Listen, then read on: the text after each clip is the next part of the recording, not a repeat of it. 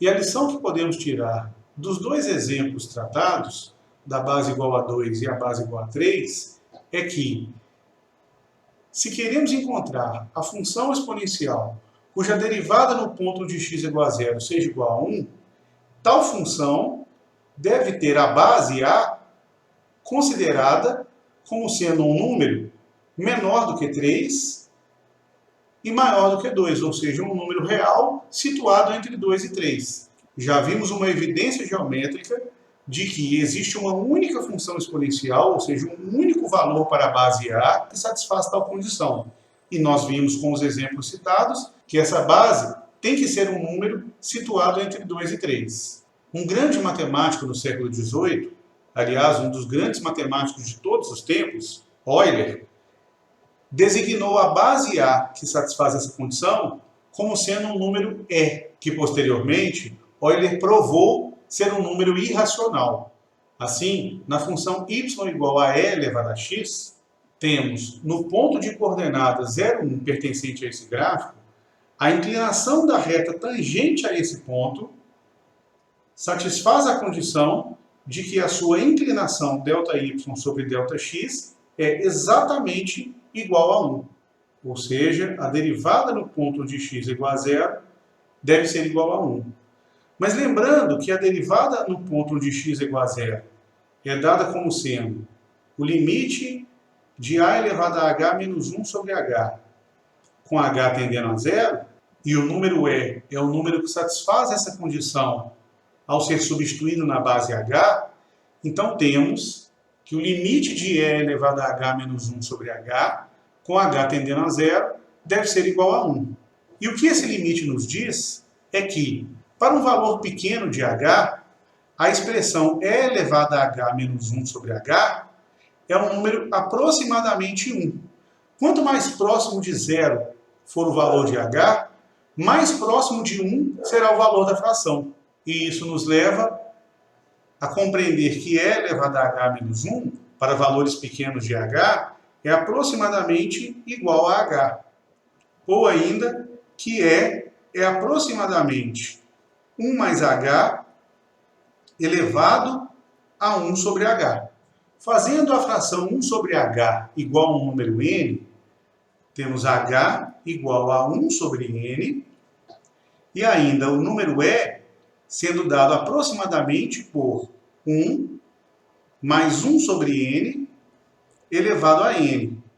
E ainda, se h tende a 0, isso implica que n vai tender a infinito, porque quanto menor o valor de h, maior será o valor de n.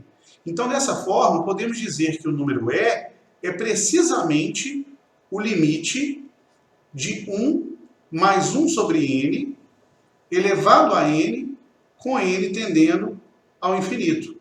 E essa é uma fórmula bastante poderosa para nos indicar o valor de e, mas não de forma precisa, por substituição na expressão 1 mais 1 sobre n elevado a n, pois o valor de e é o limite dessa expressão quando n tende ao infinito. Ou seja, quanto maior for o valor de n, mais próximo estaremos do valor de e. É claro que não podemos dar um maior valor possível, pois esse valor nem existe para n.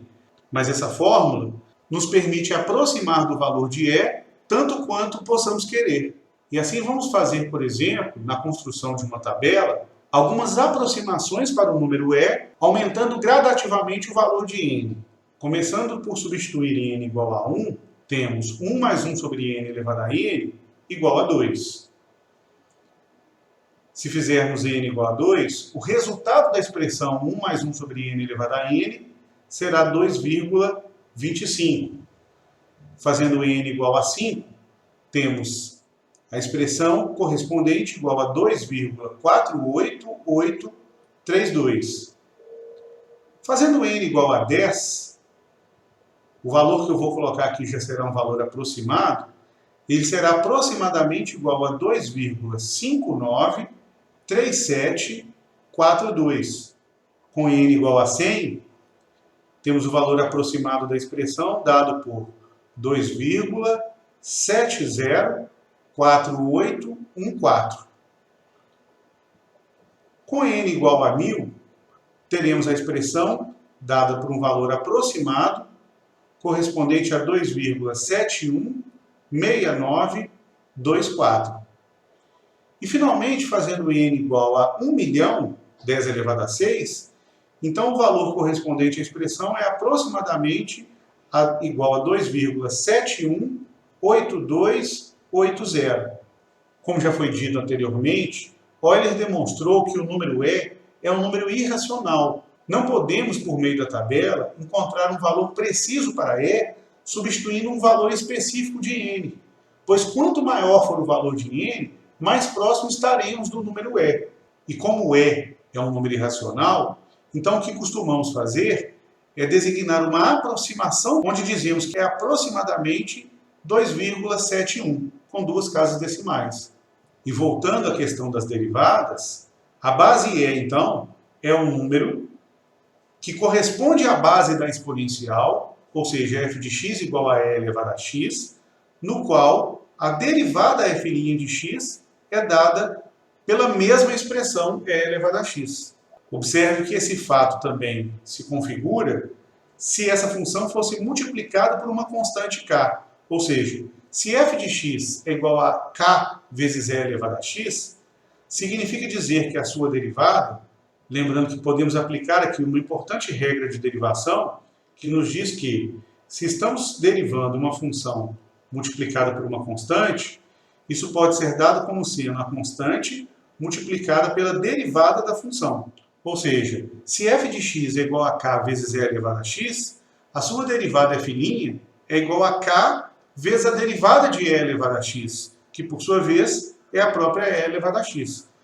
Então, se a função exponencial de base e for multiplicada por uma constante, a sua derivada também, ainda nesse caso, será igual à própria função. E ainda, se tivermos uma função f como sendo f de x igual a e elevado a uma outra expressão g de x, podemos derivar a função f aplicando a regra da cadeia.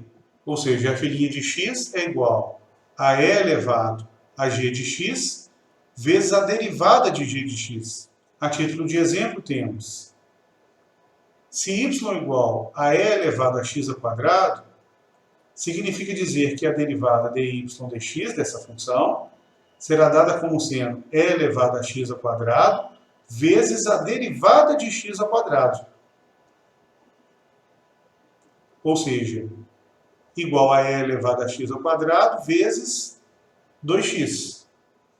Ou ainda, se y é igual a e elevado a menos 4x, isso significa dizer que a sua derivada dy dx será dada como sendo e elevado a menos 4x vezes a derivada de menos 4x, que é igual a e elevado a menos 4x vezes menos 4.